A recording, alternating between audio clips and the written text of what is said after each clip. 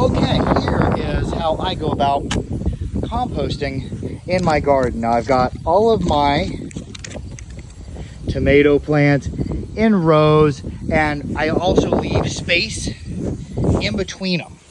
And then that's where I do my composting. And then next year, I'm going to put my tomatoes each about a foot over, so they'll be over the area where we composted, or worm composted, or whatever you're gonna call this. Now, I normally save kitchen scraps throughout the week, cantaloupe, bananas, apples, all that, tea leaves, coffee, whatever I normally put in my compost. I save it here. I just cut up a huge cantaloupe.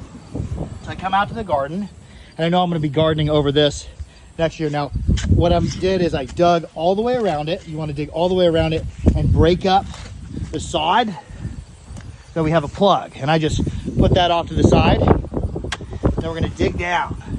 Now, you might want to call and get a locate if you're in the city. You don't want to dig underground, buried wire, cable, any of that. Now, I never suggest for you to dig in flip-flops, but that's what we're doing today because it's not safe. You should be wearing boots or shoes, something a little bit more protective. I'm going to dig down a ways. And the same method I use in the winter, I'll dig big pits in another part of the yard, and then I'll cover it up and leave a big pile off the side. I'll layer in the compost and then put a layer of dirt over it, then cover it back up. And all winter long we do pit composting. Let the bugs get in there, the grubs, the earthworms, and eat that up, turn all our stuff back into dirt. And I've actually got a tomato plant that's growing out of where I pit composted last year, and it is massive. It is like 5 feet across. And we'll see if that's still, we'll see if we can get that at the end of the video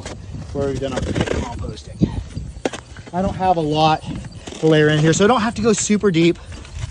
Just want to get that dirt broken up. And the worms and everybody's gonna come in here and they're just gonna have a feast. Now, I'm gonna take some of my cantaloupe here, layer that in there. I like to take the shovel, give it a little chop. How you get back in there? Then if you've got any sticks from out your yard, break up some sticks, put them in here, in there, some wood's good.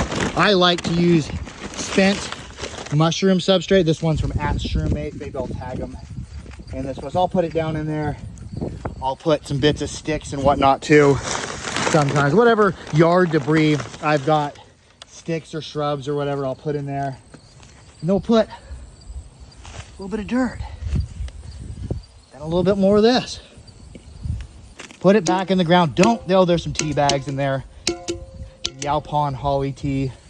And we don't want to be putting our compostable stuff in the garbage and let it go rot out in the landfill. I'll just kind of mix it in there, chew it a little bit.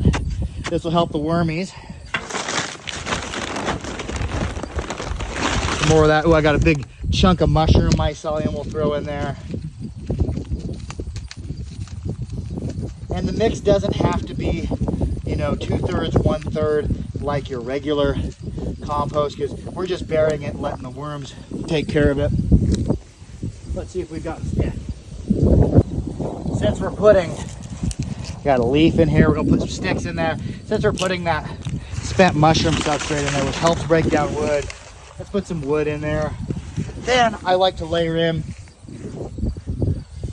the last of my dirt, get it over the top of there. And when we compost in giant pits like this for the winter, a couple of years later, you can go dig that dirt up and it'll be black and velvety soft. It changes even the feeling of the dirt. This dirt's really hard and really compact. Now, you don't want to be digging pits like this near your house because you don't want to do anything to affect the drainage or having stuff, water draining and settling right near your foundation. I like to put it there. We'll rinse our kitchen compost bin out. And then I like to water it down, wet it down really, really good. It'll actually take a lot of water because I want to be able to stop that plug right back in where it was. So you want to wet it down.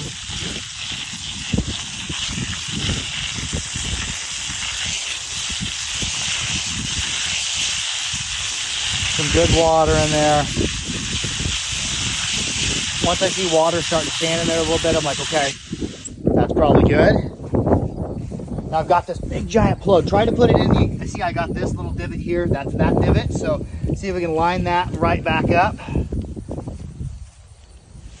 Then I like to give it a stomp.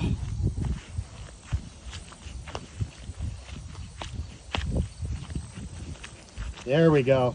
And just kind of float on it a little bit and see how it's walking its way back in. So I try to get these edges sealed back up too. You don't want any edges sticking up, because what is going to happen is this grass is going to continue to grow. There we go. That looks like pretty good. And then I like to hit it with water. Water it good. And I'll come in here and water it once or twice a day for a couple weeks. Because you'll have some grass, a little bit of grass, that dies.